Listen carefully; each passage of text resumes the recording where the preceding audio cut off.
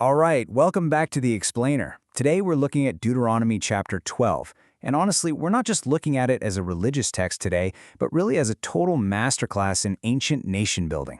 Think about it. How do you actually take a wandering group of people and forge them into this unbreakable, unified society? Well, let's find out. Okay, let's dive right into this. The text kicks off with some incredibly high dramatic stakes. It literally says, "Ye shall utterly destroy all the places wherein the nations which ye shall possess served their gods." I mean, that is an aggressive mandate. They're being told to completely eradicate the old ways of worship. Anywhere the conquered nations worshipped, on the high mountains, on the hills, and under the green trees. Just gone.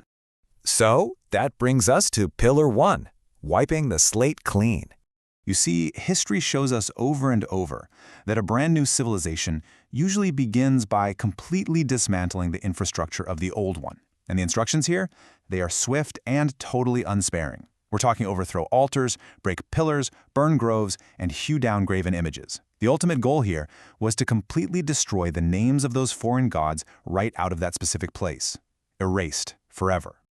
Now all that physical destruction clears the way for Pillar 2, the one chosen place. So, knocking down the old infrastructure clears the path for a massive, centralized shift in how worship and the whole society is organized. Look at this contrast. Instead of the old kind of chaotic local worship, which the text actually describes as every man doing whatever is right in his own eyes, there's this huge new mandate. All burnt offerings, sacrifices, tithes, vows, and firstlings, they now have to be brought to one singular, specific habitation chosen by God. One central hub for absolutely everything sacred. But as you can probably guess, that high level of centralization created a huge practical problem for the everyday person. Which brings us to Pillar 3, rules for everyday meat. Since the singular chosen altar might be miles and miles away, how do you just eat a regular dinner? Well, it led to a really surprising loophole.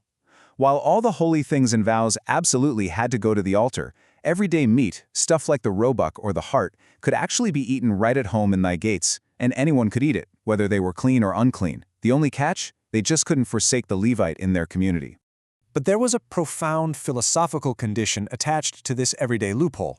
The blood is the life. So while everyday meat is totally fine to eat, consuming blood was absolutely 100% forbidden. It had to be poured upon the earth just like water. And adhering to this incredibly specific dietary restriction was crucial. Doing this ensured that things would, as the text says, go well with thee and with thy children after thee. So why establish these incredibly strict boundaries between the sacred, the everyday, and the foreign? That brings us to Pillar 4, the danger of imitation. The text leaves absolutely no room for ambiguity here. It explicitly warns against imitating the conquered nations for a chilling reason. It cites the ultimate abomination, stating, "For every abomination to the Lord which he hateth have they done unto their gods. For even their sons and their daughters they have burnt in the fire." That stark reality of child sacrifice is exactly why they are commanded so fiercely to neither add to nor diminish from these strict new rules.